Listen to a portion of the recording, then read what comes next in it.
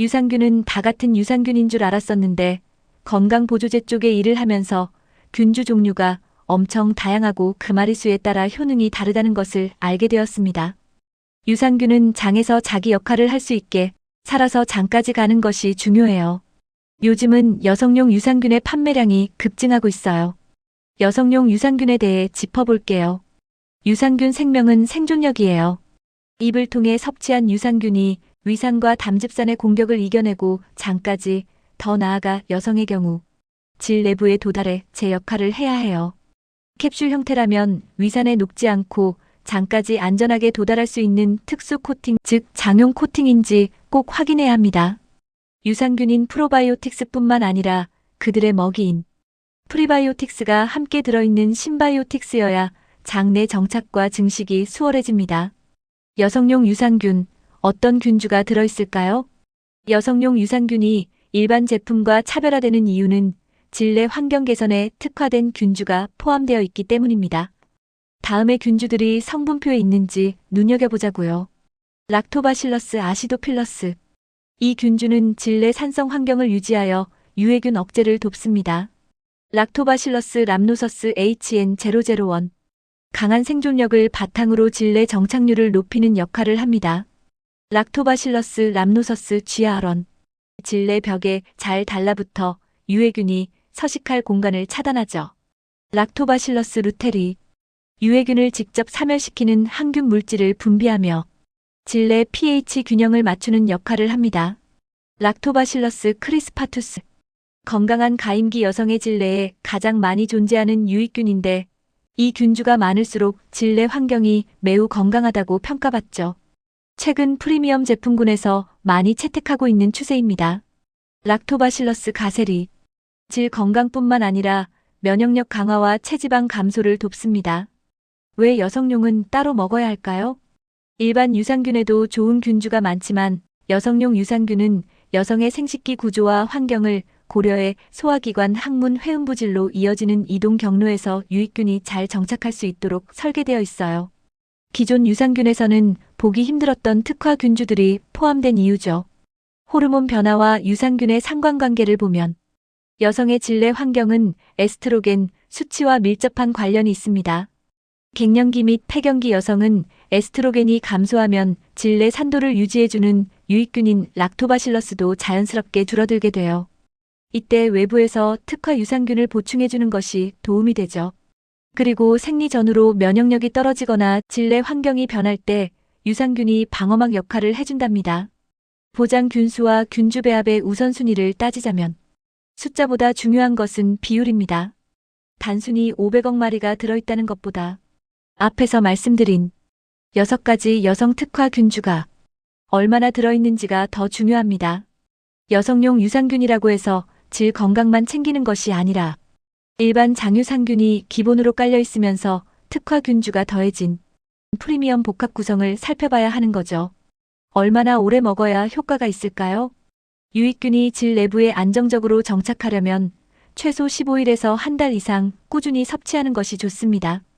일반 유산균과 같이 먹어도 될까요?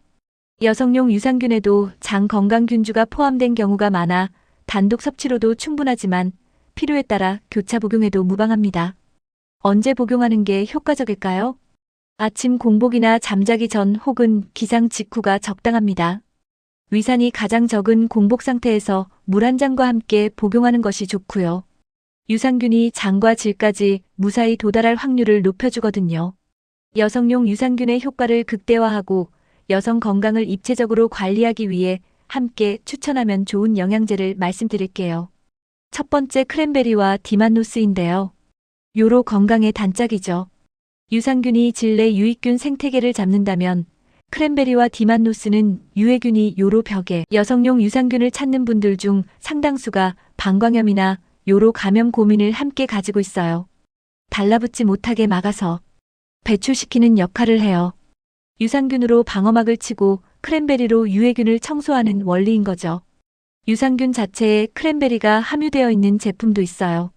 요로 건강을 위해 드시는 것이라면 소변이 방광에 오래 머무는 취침 전이 가장 효과적이죠.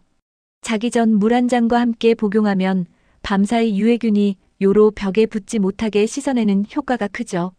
하지만 위장이 예민한 분들, 그리고 자기 직전에 물을 너무 많이 마시면 밤새 화장실 가느라 깊은 잠을 못 주무실까봐 걱정되시는 분들은 저녁 식사 후에 드시고 주무시기 전까지 충분히 소변을 보실 수 있도록 시간을 조절하시는 게 좋아요. 두 번째 비타민 D인데요. 캐나다 필수 영양제이기도 합니다. 최신 연구에 따르면 비타민 D 수치가 낮을수록 질내 유익균인 락토바실러스 수치도 낮아지는 경향이 있다고 해요. 비타민 D는 면역 체계를 조절하여 유산균이 몸속에 더 잘 정착하도록 돕거든요. 뼈 건강뿐만 아니라 질내 환경의 안정화를 위해 비타민 D는 여성 유산균의 숨은 조력자입니다. 지용성 비타민이라 식사 중 포함된 지방 성분이 있어야 흡수가 잘 되므로 하루 중 가장 든든하게 드시는 식사 후에 드실 것을 권장드려요. 세 번째는 면역의 기초인 아연이에요. 많은 프리미엄 유산균 제품들이 이미 아연을 소량 포함하고 있는 이유는 아연이 정상적인 면역 기능과 세포 분열에 필수적이기 때문이죠. 유산균이 유해균과 싸울 때 우리 몸의 면역 부대가 더 잘 작동하도록 지원 사격을 해줘요. 잦은 지렴으로 면역력이 떨어졌다고 느끼는 분들에게 유산균과 아연의 조합은 필수 코스입니다. 아연은 빈속에 먹으면 울렁거림을 유발하는 경우가 많아서 반드시 식사 후에 복용하여 위장장애를 방지하는 것이 포인트입니다. 잦은 지렴으로 고생하는 손님들이 여성용 유산균, 특히 락토바실러스 크리스파투스 균주를 함유한 유산균을 드시고 효과를 보시는 분들이 많아요. 요즘 젊은 여성들에게서 감기처럼 흔하게 지렴이 나타나는 이유는 하복부를 압박하고 통기성을 방해하는 의류 문화가 하나의 원인이에요. 레깅스, 스키니진, 보정 속옷 등을 장시간 착용하면 하부 온도가 올라가고 습기가 차게 되거든요. 이는 유해균과 곰팡이, 즉 칸디다균이 번식하기 아주 좋은 환경이 됩니다. 그리고 통기성이 떨어지는 합성 섬유 속옷은 습기를 머금어 세균 번식을 돕게 되죠. 그리고 청결을 위해 하는 행동이 오히려 독이 되는 경우가 있어요. 알칼리성 비누나 과도한 여성 청결제 사용은 질내를 약산성으로 유지해주는 유익균인 락토바실러스를 죽게 만들어요. 질 내부는 자정작용을 함으로 겉만 가볍게 씻는 것이 좋지만 안쪽까지 깊숙이 씻을 경우 보호막 역할을 하는 점막이 손상될 수 있어요. 장 건강이 질 건강과 직결되듯 젊은 층의 식습관 변화도 큰 영향을 미치고 있어요. 당분이 높은 디저트, 탄산음료, 가공식품을 즐기는 습관은 질내 혈당 수치를 높여 칸디다균의 증식을 촉진하게 됩니다. 과도한 업무나 학업, 다이어트로 인한 영양 불균형은 면역 체계를 무너뜨려 질내 유익균이 제 역할을 하지 못하게 만들 수도 있어요. 그리고 감기 등으로 항생제를 오래 복용하면 나쁜 균뿐만 아니라 질내 유익균까지 사멸하여 기회 감염이 발생하기 쉽습니다. 경구 피임약으로 발생하는 호르몬 수치의 변화는 질내 점막의 두께와 산도에 영향을 주어 지렴에 취약해지는 원인이 되기도 합니다. 오늘 전해드린 정보가 여러분의 건강관리에 작은 도움이 되었기를 바랍니다. 오늘도 끝까지 함께 해주셔서 진심으로 감사합니다. 그럼 저는 다음에 더 유익하고 좋은 정보로 다시 찾아뵙겠습니다. 감사합니다.